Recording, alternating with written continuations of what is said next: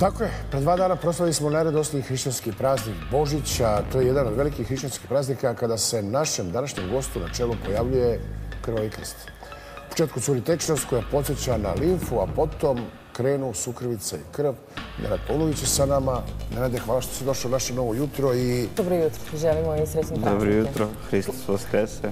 Vajstinu. Vajstinu. Vajstinu se rodi. Se rodi, da. Kada vam se prvi put desilo o tome? Šta se tačno dogodilo? Prvi put mi se desilo pre 9 godina kada sam tadašnji, prijatelja teo da krstim da bi se venčao u crkvi u kojoj se on krstio tog odreda krštenja. Sveštenik je pomazao njega uljem, pomazao je mene uljem, da bi mene to ulje počelo posle izvesnog vremena kao da pecka.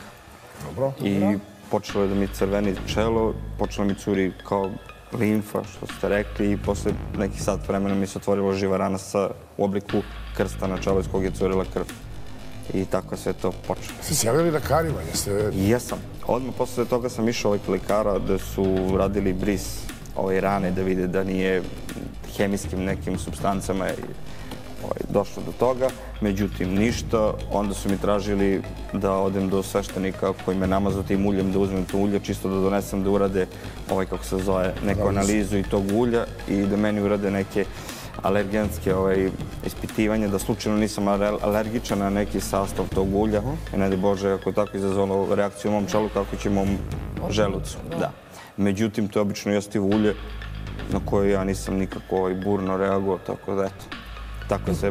Iščekajte, tako je sve počelo i sad se vama to pojavljuje svake godine? Svake godine Božić, Bogojavljanje i Vaskrs. Imate bolove u telu, je li tako? Imam, da, imam. Taj prvi dan trpim stvarno nevjerojatno velike bolove u celom telu.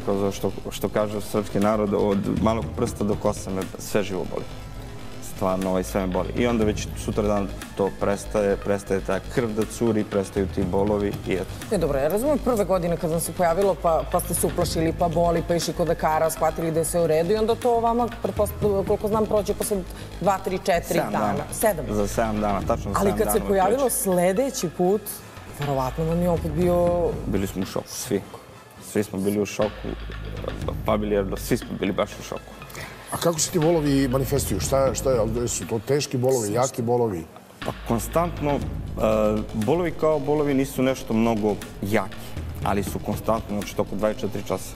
Tog momenta od početka izlaska do završetka izlaska krsta, konstantno boli svaki mogući mišić, svaka moguća kost, svaki mogući organ u telu me boli.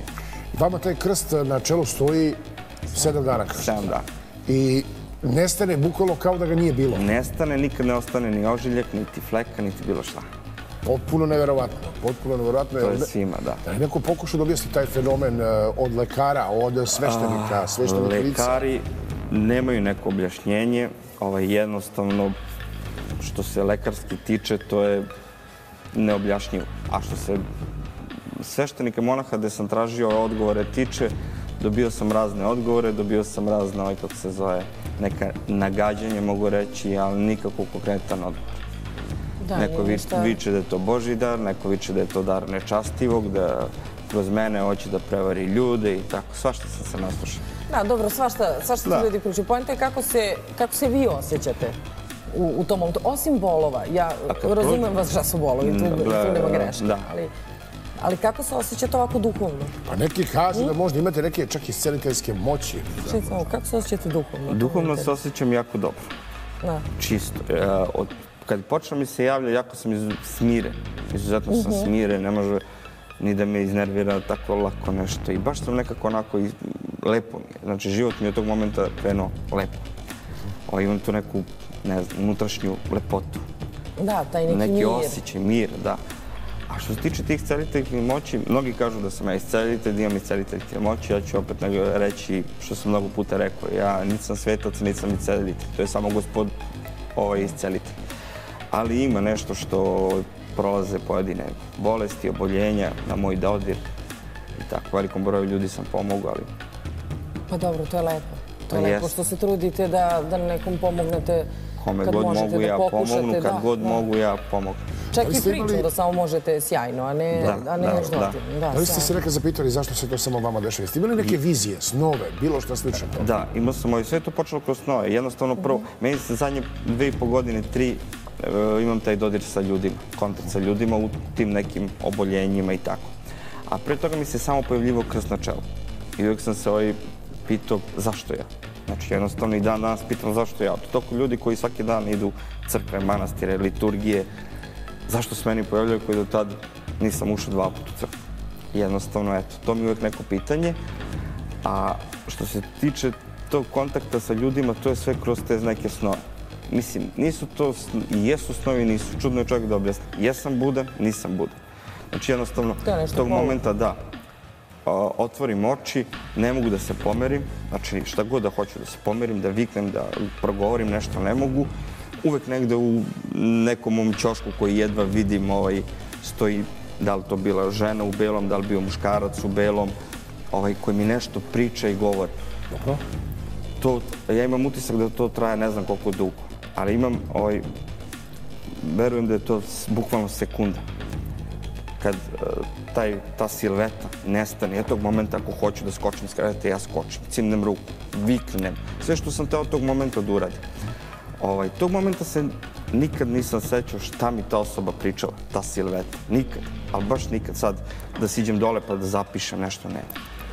Nastavim da spavam ako mogu, ako ne mogu, ostanem budan i uglavnom dan, dva posle toga iz čiste mira jedan put počinju da mi se u glavi javlja reči, pojedine neke misli kako ja nešto treba da uradim i onda kad to probam, pokušam, uspostavi se da je to...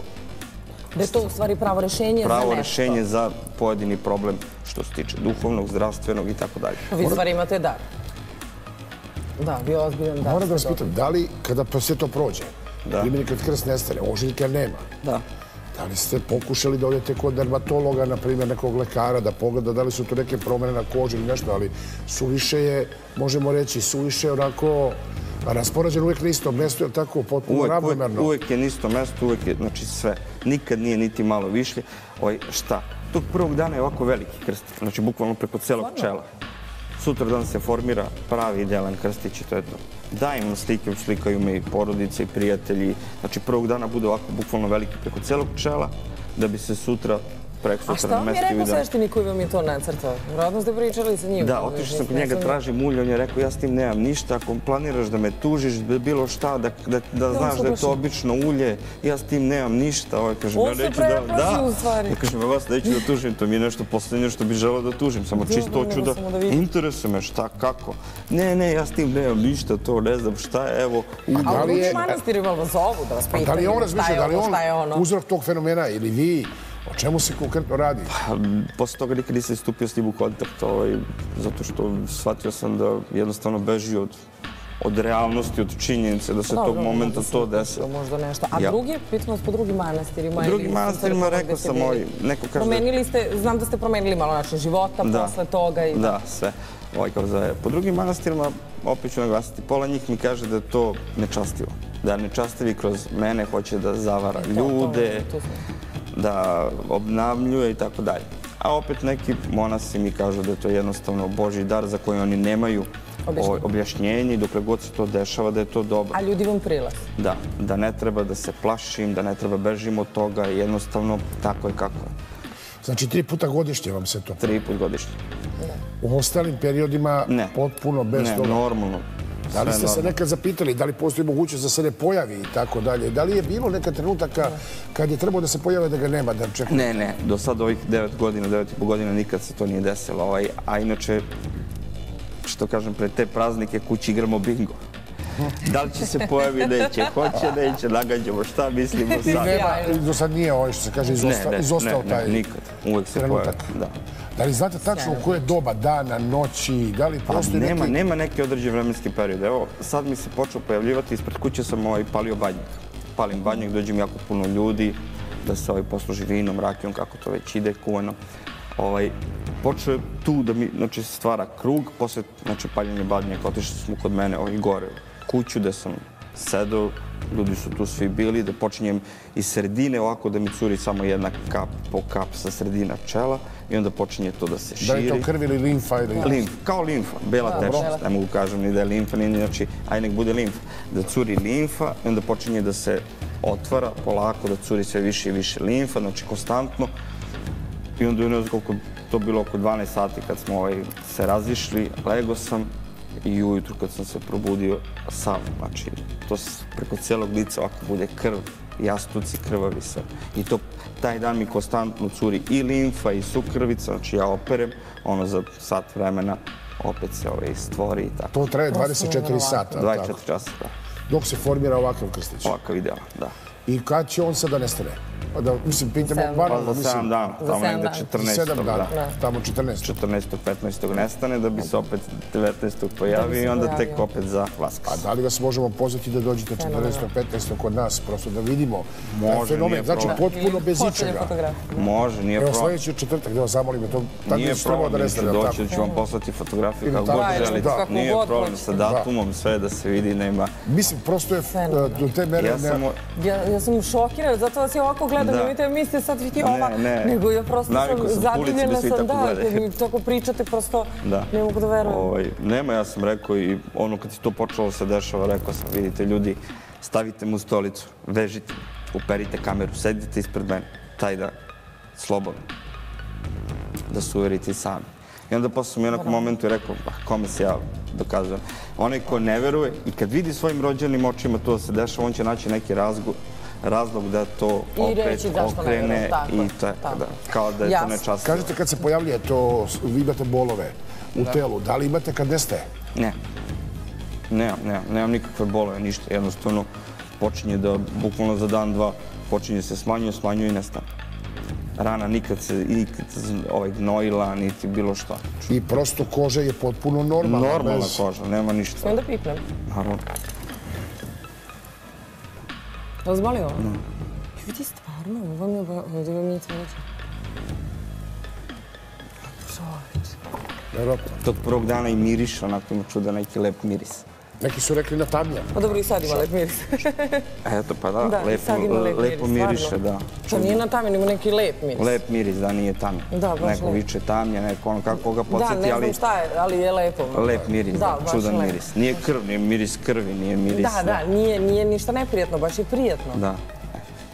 Nenade, pa nama ostaje samo da ti se zahvalimo što si svima nama i našim gledalcima dočarao fenomen i sa kojim se nosiš na neki način hrabro. Da, vrlo hrabro, istina, vrlo. Mnogo vam hvala.